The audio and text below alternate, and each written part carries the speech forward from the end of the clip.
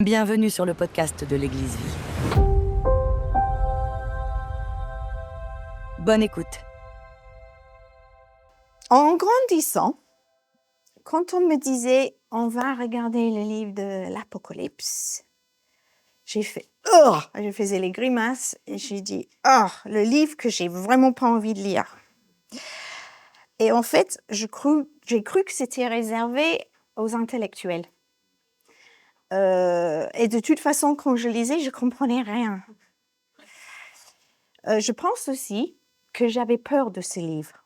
C'est effrayant quand même, parce que on parle des dragons, des grêlons de 45 kilos, des famines, des tremblements de terre, des maladies, les épidémies, et plus, les inondations, etc.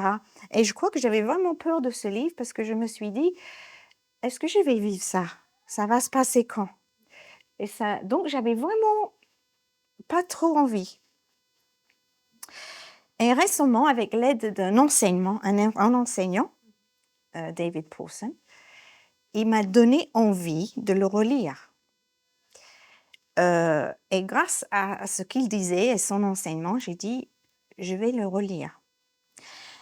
Donc, ce que j'ai fait, je l'ai lu différemment. J'ai décidé de le lire, début jusqu'à la fin, voix haute. Donc, je le lisais bien fort en plus dans la maison, en mettant toute mes énergies, les intonations, et c'était complètement différent. Et j'étais bien surpris. Et je commençais à mettre de côté ce que j'avais entendu, ce que j'avais lu, et je commençais à lire vraiment ce qui était écrit. J'ai mis de côté aussi mes peurs. Et j'ai vraiment fait une expérience extraordinaire, en fait. Et j'ai compris que c'était écrit pour les gens simples comme moi. Et comme vous.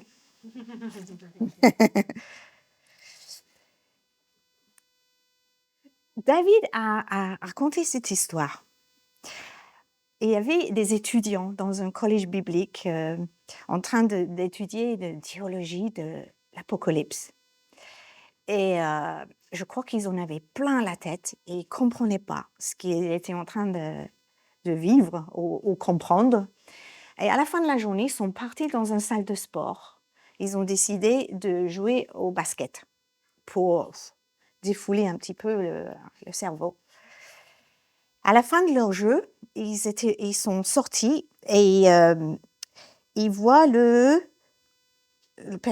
gardien qui est assis sur un banc et il est en train de lire la Bible. Donc, ils vont le voir et il dit « Mais tu lis quoi ?» Il dit « L'Apocalypse. » Ils font « Ah bon ? Et tu comprends ce que tu lis ?» Et il le regarde et il dit « Ouais. » Et ils ont dit « Mais qu'est-ce que tu comprends ?» Et il a dit « Jésus gagne. » Et je trouvais ça génial. Et en lisant l'Apocalypse, donc j'ai dit, je vais le faire. J'ai lu. Au début, je commençais à comprendre cette lettre ou cette église. Au milieu, j'ai encore eu la trouille. Et à la fin, j'étais mais vraiment sur mes genoux, en train de pleurer. Avec la joie qui nous attend. Jésus gagne. Et c'était vraiment une expérience. J'aimerais juste lire avec vous l'Apocalypse, chapitre 1, versets 1 à 3.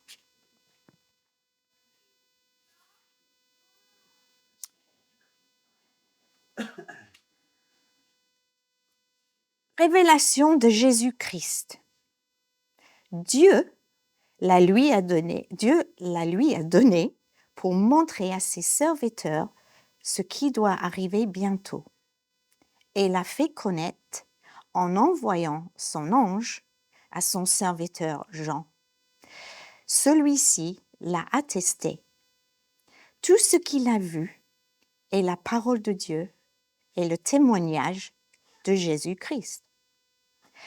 Heureux celui qui lit et ceux qui écoutent les paroles de la prophétie et gardent ce qui s'y trouve écrit, car le moment est proche.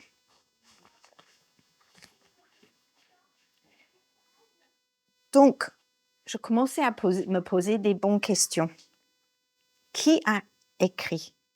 Et on constate que c'est une lettre de Jésus-Christ.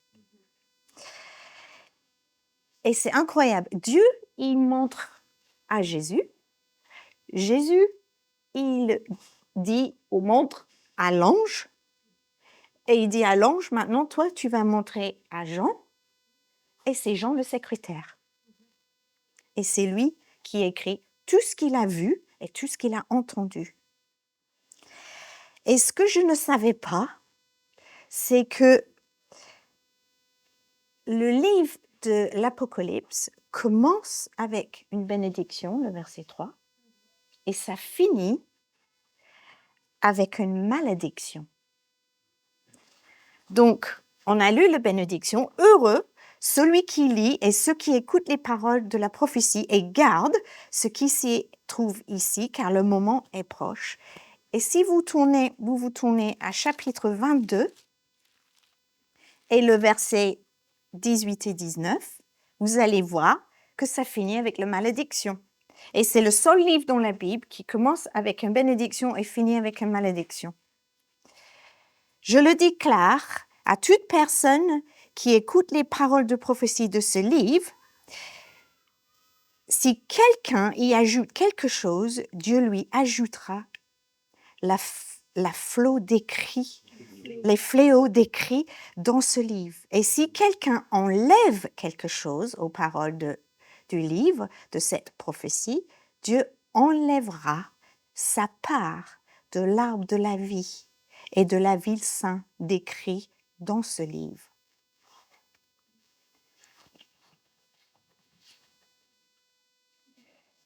On doit faire attention quel livre on lit sur l'Apocalypse.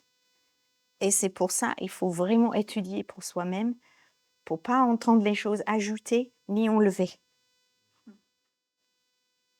Pourquoi c'était écrit? C'était écrit pour l'Église, pour les chrétiens. Et c'était écrit pour que les chrétiens tiennent ferme et persévèrent jusqu'à la fin. Et surmontent les épreuves. Je pense que j'avais jamais lu correctement le chapitre 14, verset 12.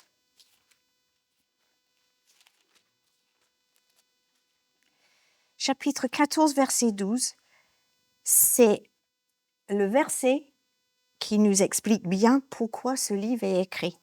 C'est ici qu'est nécessaire la persévérance des saints qui gardent les commandements de Dieu et la foi en Jésus.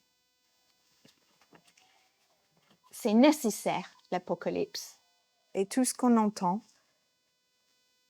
pour pouvoir tenir jusqu'au bout, jusqu'à la fin.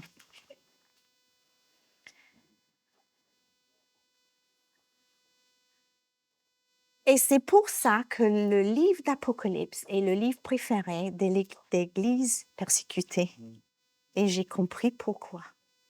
Parce qu'ils voient la joie qui les attend pendant la persécution. Et en Hébreu, est-ce que vous pouvez tourner à Hébreu 12, versets 1 à 3.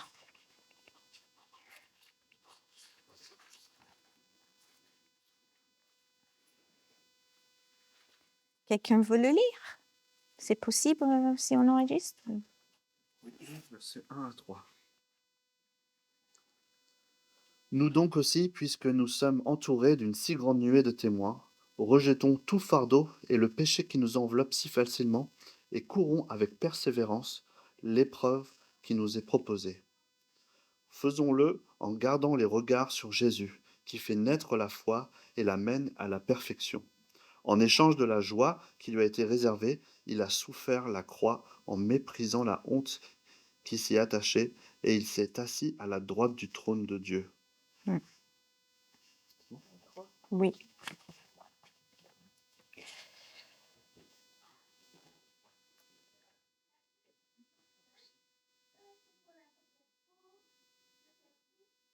c'est parce que Jésus a pu voir ce qui lui attendait, la joie qui attendait Jésus, qu'il a pu souffrir ce qu'il a souffert sur la croix. Cette mort torturante, parce qu'il a vu la joie qui lui était réservée. Et la seule façon que nous pouvons, parce que les tribulations vont arriver encore plus, tenir debout, ça va être en regardant la joie qui nous attend. Comme les chrétiens persécutés, c'est eux quand ils sont en prison, c'est eux quand ils voient leur famille tuée, qui gardent les yeux fixés sur la fin, que Jésus gagne à la fin.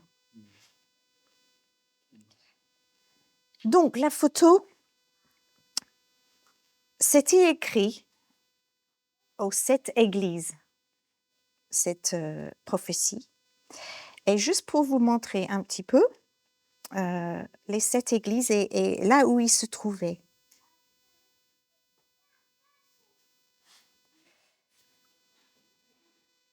Donc, voilà Asia, Aïcha. Ici sont les 7 églises qui parlent dans le chapitre 2 et 3 de l'Apocalypse. Ils sont situés et c'est sur les étoiles. Vous allez voir, chacun est à côté soit la mer, où il y a un port, soit à côté d'une rivière. C'était des points clés. Et vous allez voir, si tu mets ça un petit peu plus petit, ce n'est pas dessus. Ok, c'est peut-être ça, non, mais c'est pas grave. Non, l'image là, ça montre où le livre est écrit. Non? Voilà, l'île de Patmos. Donc Jean, il est ici, emprisonné pour sa foi, et il écrit aux 7 églises. C'est envoyé aux 7 églises. La stratégie missionnaire, en fait, de cette époque primitive, constatait alors d'implanter une église dans une ville clé, par exemple l'Éphèse, une ville qui se passait beaucoup de choses, avec les routes qui traversaient, etc. Et ensuite, implanter dans une autre église, faire une autre église dans une autre ville clé, pendant que l'église de l'Éphèse s'occupait de tout ce qui était autour. Donc, un membre, un disciple de l'église d'Éphèse, il monte le fleuve, ou il monte ici, je ne sais pas où c'est trop, mais il monte et il implante une église à Colossie. Et Paul n'a jamais été à Colossie.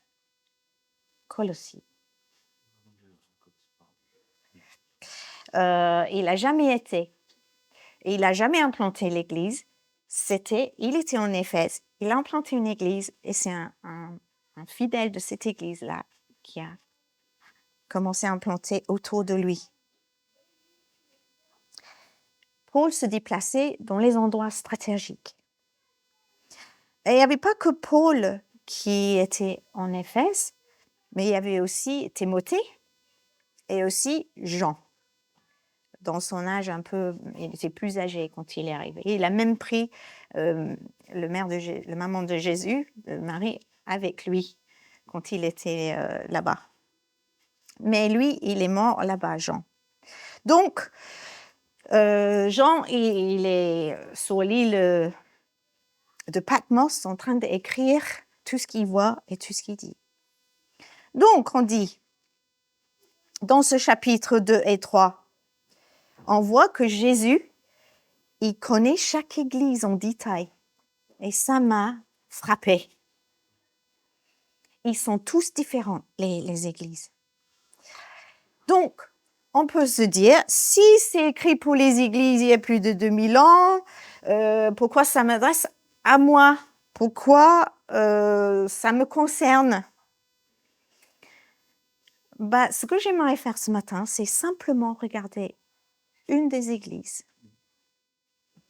Et on va le regarder dans son propre culture et son contexte, et après, on va le voir dans la nôtre.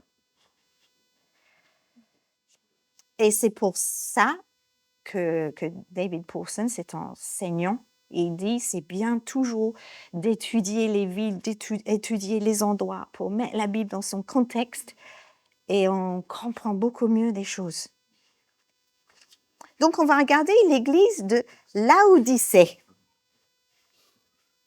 Prétexte, contexte.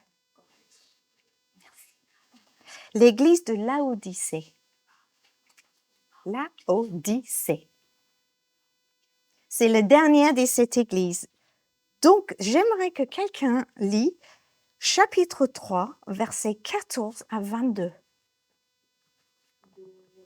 Apocalypse toujours, hein? Chapitre 3, 14 à 22. Écrit à l'ange de l'église de Laodicée, voici ce que dit l'Amen, le témoin fidèle et véritable, l'auteur de la création de Dieu.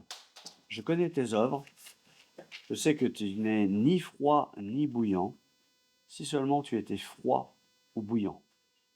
Ainsi, parce que tu es tiède et que tu n'es ni froid ni bouillant, je vais te vomir de ma bouche. En effet, tu dis, je suis riche, je me suis enrichi, et je n'ai besoin de rien. Et tu ne sais pas que tu es malheureux, misérable, pauvre, aveugle et nu.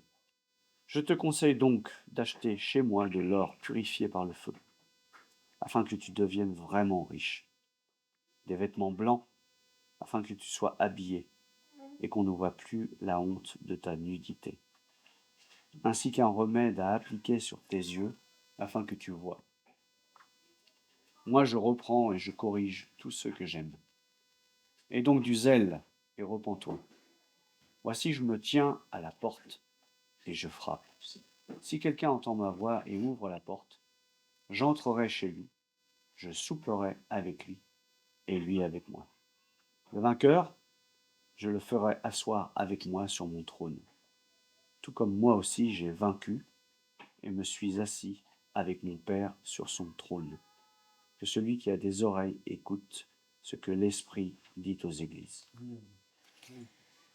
Vous allez voir que Jésus sait exactement tout ce qui se passe à Laodicée, mais en détail. Et c'est des choses qui m'ont frappée et je veux vraiment vous montrer ça pour vous donner envie d'étudier la suite. Premièrement, j'ai découvert et j'ai appris qu'à quelques kilomètres de Laodicée, en Turquie, il y a un endroit appelé Pamukkale. Tu peux le mettre. C'est une chaîne de montagnes, à peu près de 3 kilomètres, et ils sont tout blancs. Et c'est du sel.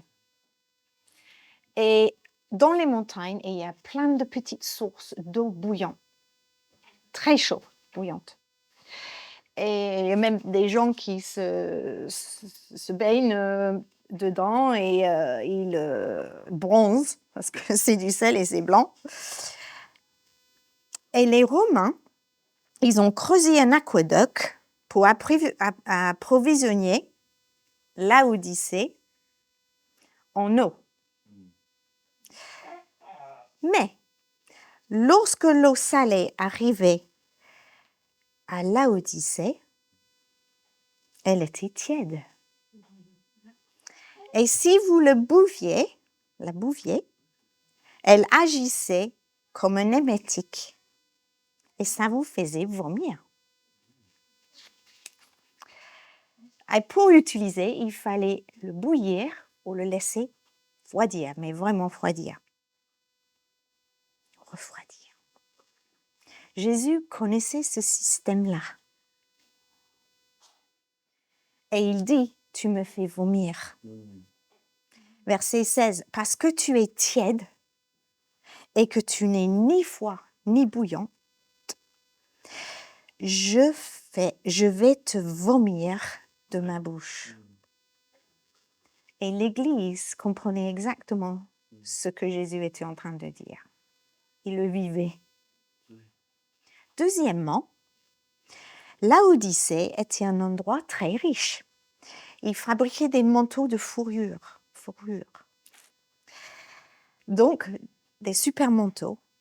Donc, ils avaient beaucoup d'argent. Et cette église, c'était une grande église riche. Donc, Jésus leur dit, dans le verset 17 et 18, « Vous pensez que vous êtes riches. Vous pensez que vous avez besoin de rien, mais vous êtes pauvres. Vous êtes misérables, vous êtes malheureux. Et je vous conseille de venir acheter mes richesses et mes vêtements blancs. » On voit, il savait de quoi il parlait. Troisièmement, à Laodicée, on fabriquait des crèmes et des pommades pour les yeux. C'était bien connu. Et Jésus dit à la fin de verset 18, « Vous avez besoin de mon remède pour mettre sur vos yeux, afin que vous puissiez voir correctement votre état spirituel. » En fait, il l'utilisait, et vous allez voir dans chaque église, Jésus sait de quoi il parle. C'est vraiment incroyable. Cette église avait beaucoup d'argent, ok? Mais sur le plan spirituel, il n'y avait rien du tout. Tout de suite après, Jésus lui dit, « Je frappe à la porte. » Et souvent, on a utilisé ce verset pour l'évangélisation. Mais vous allez voir, ce n'est pas pour l'évangélisation vraiment. Jésus tenait à la porte de l'église et il frappait à la porte de l'église. Et il disait, « Aie du zèle, répands-toi. Je devrais être à l'intérieur. Je devrais manger avec vous. Mais vous m'avez exclu. » Mais il dit après, « Si. » Ce mot « si ». Jésus donne toujours un « si ». Si une personne m'entend, si quelqu'un se rend compte que je suis partie et que je ne suis plus là et qui m'ouvre la porte, j'entrerai. Là, il parle à une personne. S'il y en a une qui croit, oui, une chrétienne, bien sûr.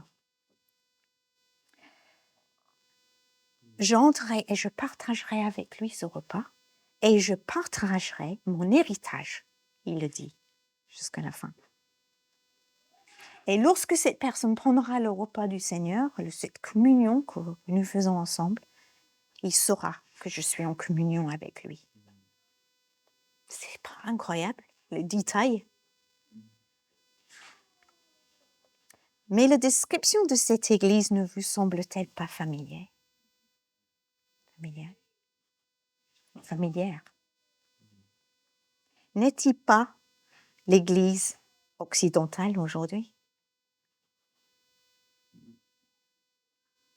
Nous ne sommes pas dans la persécution, mais l'état de l'église occidentale est dans un pauvre état quand même. Est-ce que Jésus pense que nous sommes tièdes? Donc, j'ai regardé le mot tièdeur. J'ai regardé les synonymes aussi de ce mot tiède. Voilà ce que j'ai trouvé. Modérément chaud, montrant peu d'enthousiasme, indifférent, apathique, sans intérêt, sans préoccupation, sans passion,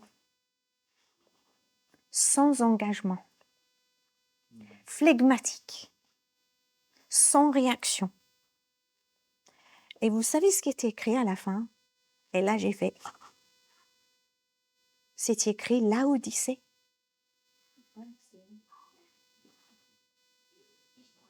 Et là, j'ai fait... Oh! Waouh! Dieu nous parle aujourd'hui. Mais qu'est-ce qu'il faut pour que je revoie mes priorités? revois mes passions, revois mes envies de prier, mon envie d'étudier la parole de Dieu, l'envie d'être pur, l'envie d'être intègre, l'envie d'être engagé, l'envie de me rassembler et prier avec l'Église le plus souvent possible, avant que la persécution arrive vraiment. Parce que quand on étudie l'Apocalypse, on voit bien que ça va nous arriver aussi. Ce n'est pas juste des autres pays. Ça va arriver en France, en Europe. Et Jésus nous écrit aussi cette lettre aujourd'hui pour nous avertir.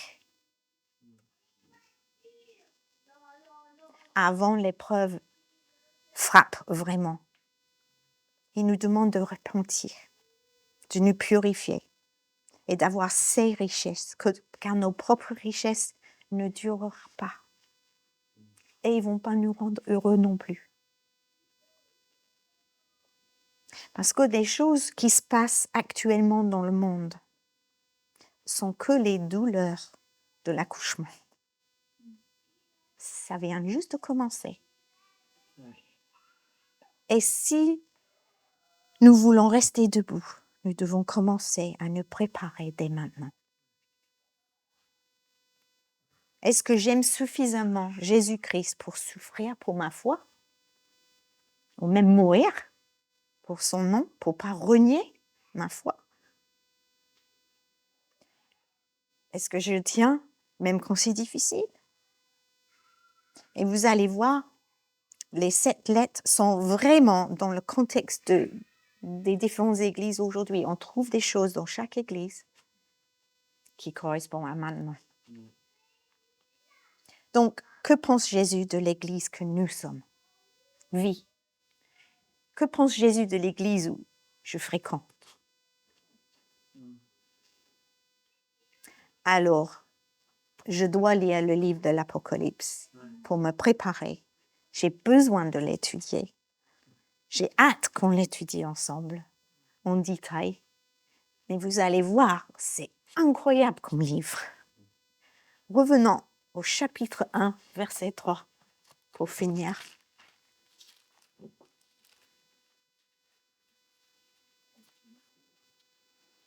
Heureux celui qui lit et ceux qui écoutent les paroles de la prophétie. Heureux. Et garde ce qui s'y trouve écrit. Et garde ce qui s'y trouve ici. Car le moment est proche. Voilà donc juste un tout petit peu de ce que j'ai appris. J'ai commencé à apprendre. Et je vous encourage à commencer à le lire pour se préparer pour cette étude à voix haute, tout le livre. Vous venez d'écouter le podcast de l'Église Vie. À bientôt.